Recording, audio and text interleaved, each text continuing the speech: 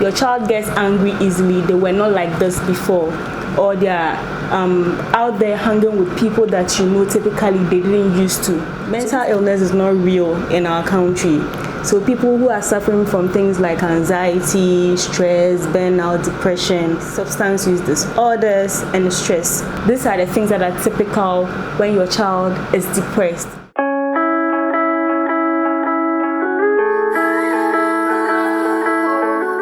Hello and welcome. With us is Dr.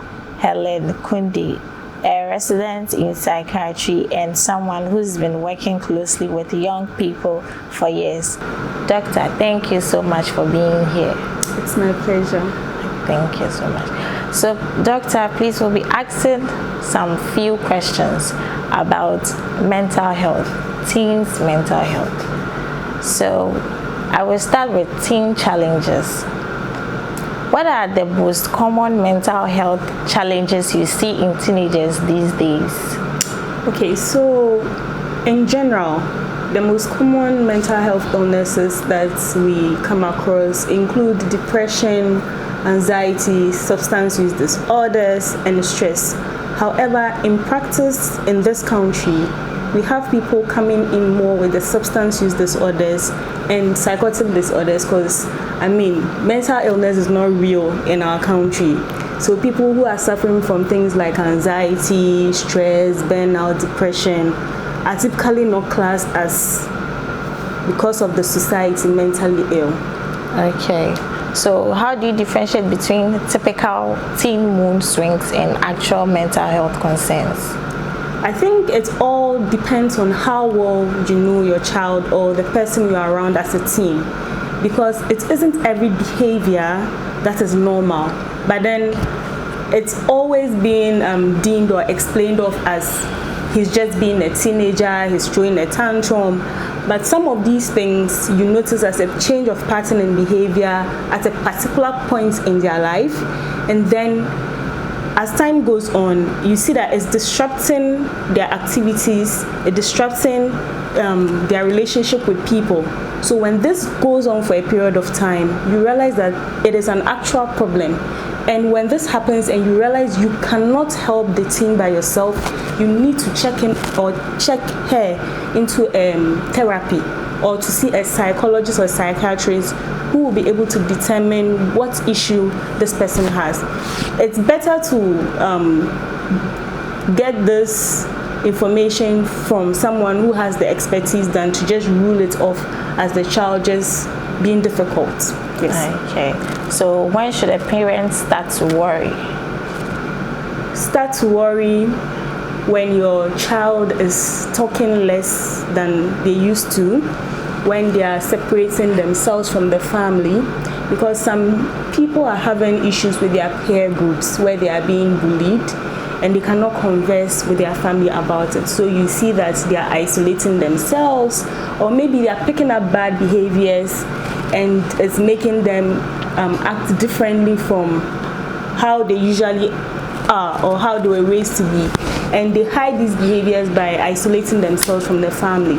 Your child gets angry easily, they were not like this before, or they are out there hanging with people that you know typically they didn't used to. So these are some of the things that you realize in substance use disorders, or when they are isolating themselves, they look sadder than usual, not interested in things that they used to have interested in. These are the things that are typical when your child is depressed. So when you notice these patterns of behaviors, or let me not forget to mention some personality disorder that we have, which is antisocial personality disorder, where your child is hanging out with people who still get into trouble with the law and all that. So this is a form of personality disorder which also falls under mental illnesses. So when you notice these patterns of behaviors, when you are not on your own able to speak to this child, you may want to check them into a facility where they can receive the appropriate help necessary.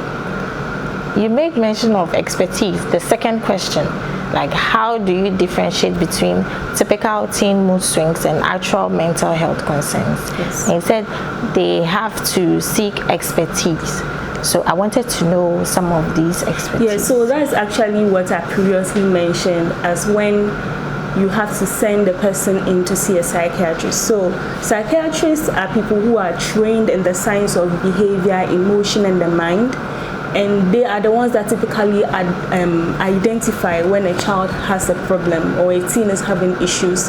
And also psychologists. These are people who are trained to identify issues that are typically not clear to the ordinary eye. So that's what I mean by getting expert help for your child. Okay.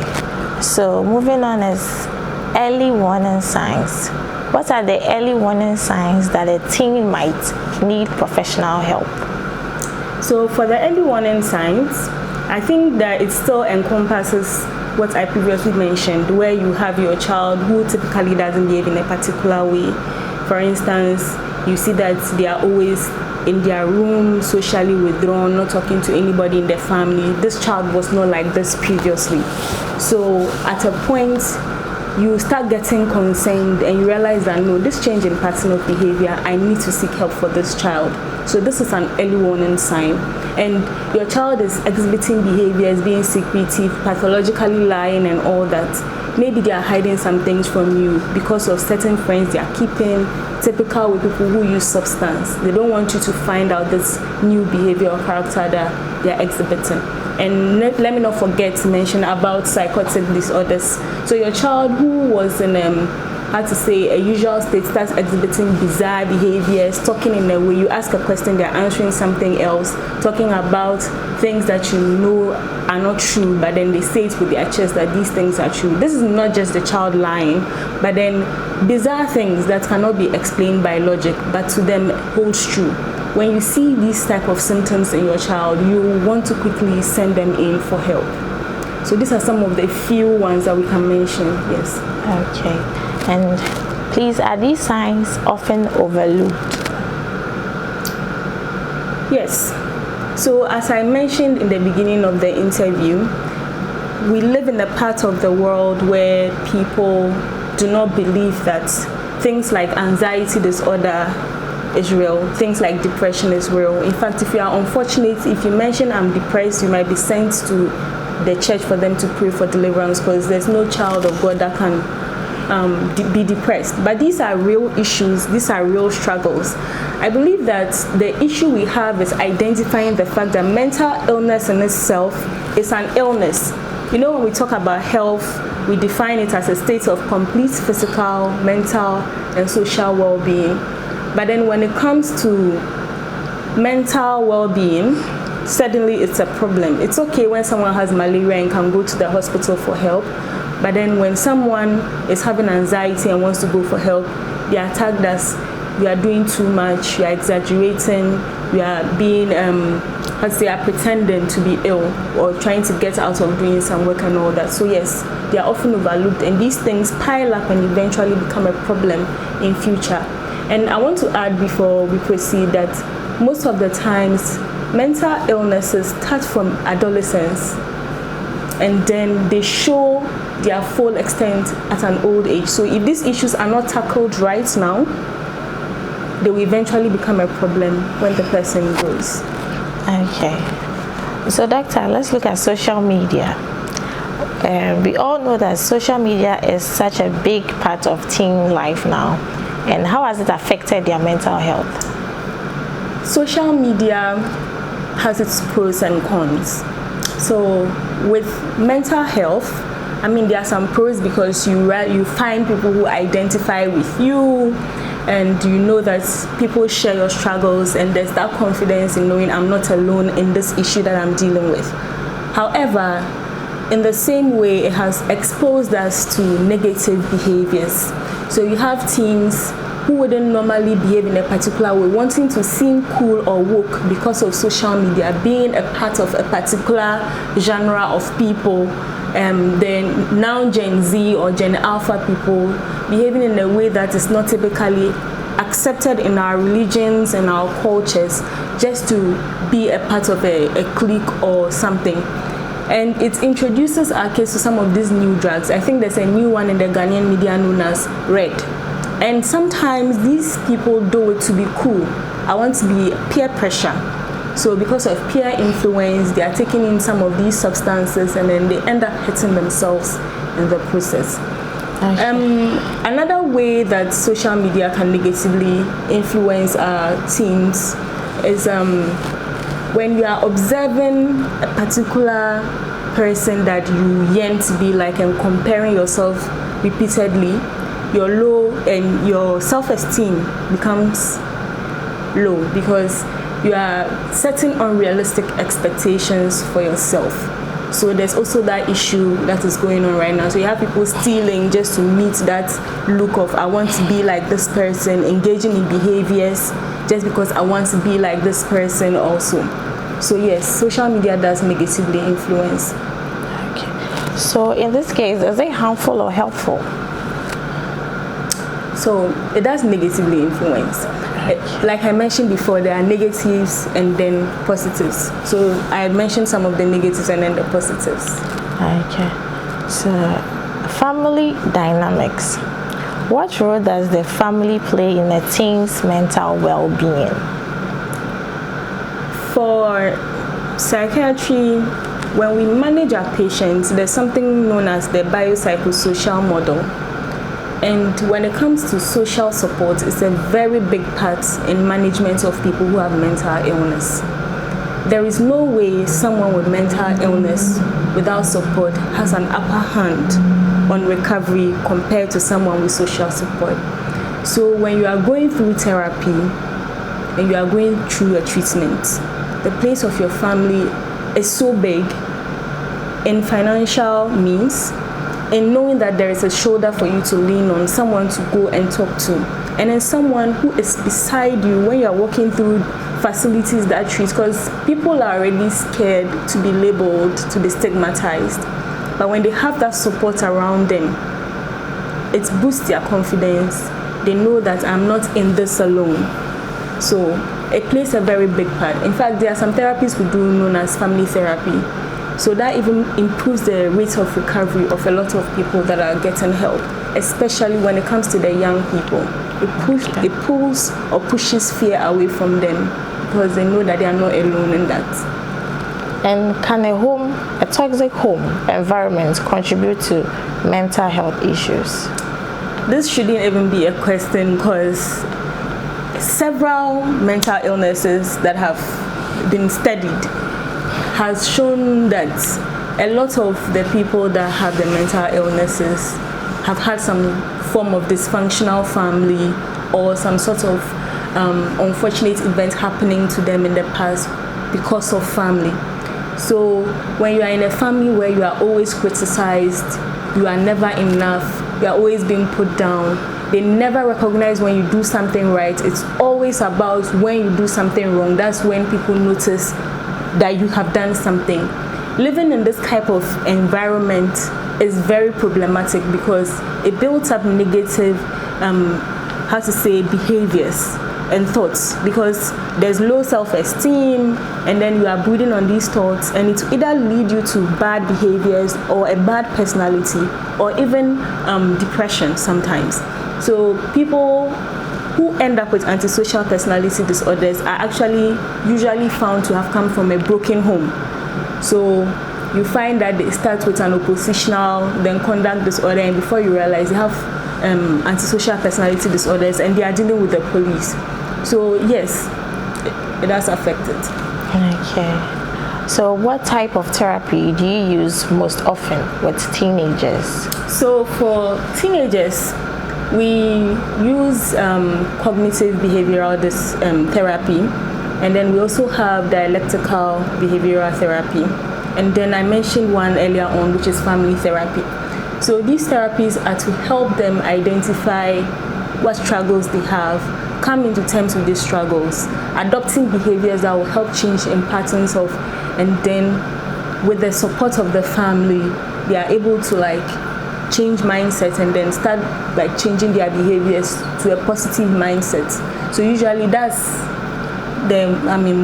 are the most common ones that we use, especially with the cognitive behavioral therapy. Okay. So please, can you enlighten us on the cognitive therapy? So I mentioned it earlier on. So usually with the cognitive behavioral therapy, you are outlining the struggles that the person is having. You are having them come into terms with these struggles. They are bringing out positive, receptive behaviors towards that particular issue, and then they're actively working on this. So that's actually the steps that follows that. Yeah. Okay. And how can parents best support a teen struggling with mental health issues? So support your teen by hearing them out. Listen to them. They are humans as you are. You want to make sure that you are the first person they can come to when they have issues, that they can trust you with their problems.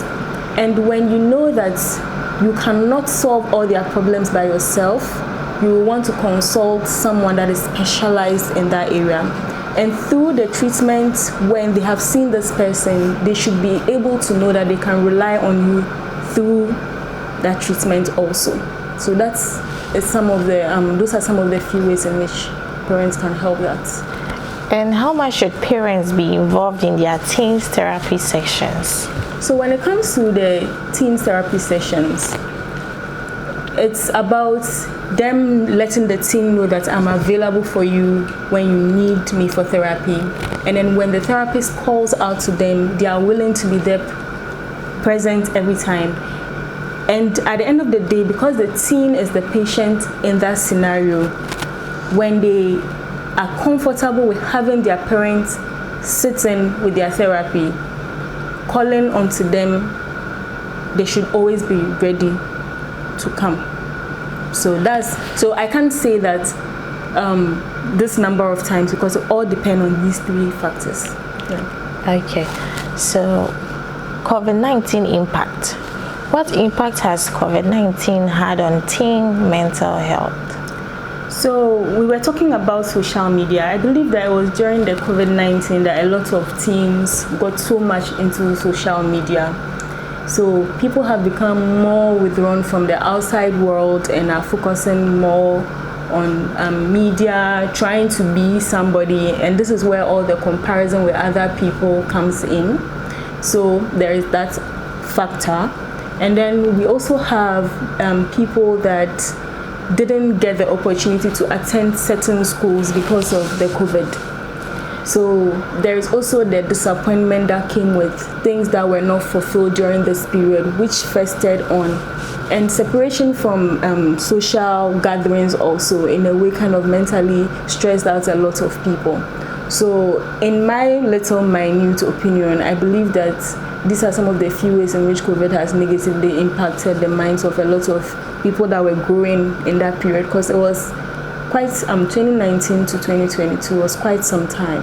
Yes. And are we still seeing the effects now? Yes. So if these things were negatively, it's a pattern of behavior. So if I have built this pattern of behavior over a period of 2-3 years, if I haven't sought help for these behaviors, definitely it will still impact me. So yes. Okay. So what are some of the biggest misconceptions people have about teen mental health? That it's not real, that they are doing too much, that they need to get over it, that they are just being a teenager. I just mentioned these earlier on, but it's so disappointing that people that should be their support, people that they should be willing to, or people that they would want to run to when they need help, are the ones pushing down their issues and then their struggles. So I believe if we are more open-minded and more accepting towards them, it will make it much easier for them to actually come in with their struggles and talk to not just the parents, but then other support systems around. Okay. So self-harm and suicidal thoughts. How do you approach sensitive topics like these in teens? First of all, are you trustworthy? You might be a mom, you might be a dad, but if your child cannot tell you the least of their worries, you will not know when they are dealing with the darkest moments of their lives. And a lot of self-harm is to cope with anxiety, pressure, frustration. And a lot of suicidal thoughts is to cope with depression. They feel like I need to exit this world so that I don't have to deal with my struggles anymore because I'm useless, I'm hopeless, I'm worthless. So if I cannot trust you as a parent, I cannot share these struggles with you.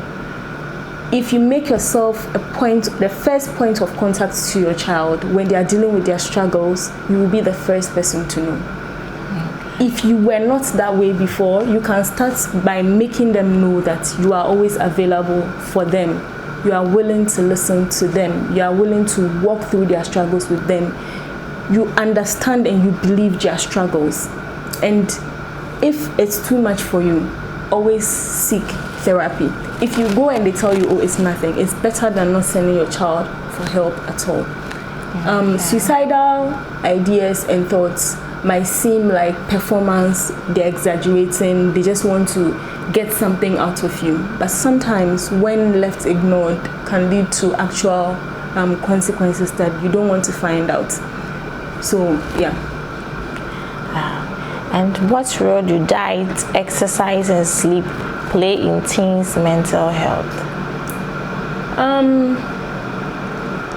So when it comes to exercise, most of the times it will take off your mind from the issues that you are having. It's like you are having a new goal that you are directing your energy towards. So imagine someone that would spend hours in their room thinking of all the negative things that are happening in their life, rather stepping out, performing some sort of exercise, playing basketball, playing football with their friends. Just in that moment, for that time, the person's mind is not stayed on their struggles or the issues that they are having. So exercise is one of the big ways to deal with your mental health. And when it comes to diet, I mean, a generally healthy person has a better mental health. So having a proper balanced diet is perfect. So having perfect sleep patterns, the fact that someone is having issues with sleep is already a problem, because in sleep disorders we have insomnia, and then when someone is depressed, there's some form of insomnia. So if you incorporate a good sleep pattern into your life, you are generally helping improve your mental health. Okay. So, Doctor, to my last question, support from schools. How can schools better support students' mental health? Schools are one of the biggest points of contact with the teen, and they can start by educating themselves first, reducing the stigma, making mental health awareness a thing, forming clubs in schools that educate these kids about mental illnesses and how to cooperate with them, like having a counselor or someone that can help sort out these children's issues while they are on campus. So yeah, some of the ways include this. Okay. Thank you so much, Dr. Helen, for sharing your expertise and helping us understand how to better support our teenagers. This has been such an eye-opening conversation. And to everyone watching, let's remember mental health is just as important as physical health. Thank you. Thank you for having me. Thank you too. Hello everyone, my name is Dr. Helen Kundi, a resident in psychiatry and someone who is truly passionate about mental health and advocacy. I was very honored to be given this opportunity to give a brief talk on mental health amongst our teens. To understand that for a holistic life, someone has to be in complete physical, mental, and emotional well-being. And that is the reason why we have to take into account all the things that were said prior in the video that you just watched. Taking the necessary steps to ensure the full sanity and mental well-being of your teen will lead to your own mental well-being. I hope in the end of this session, we would have learned that it is as important as it is as breathing. Thank you.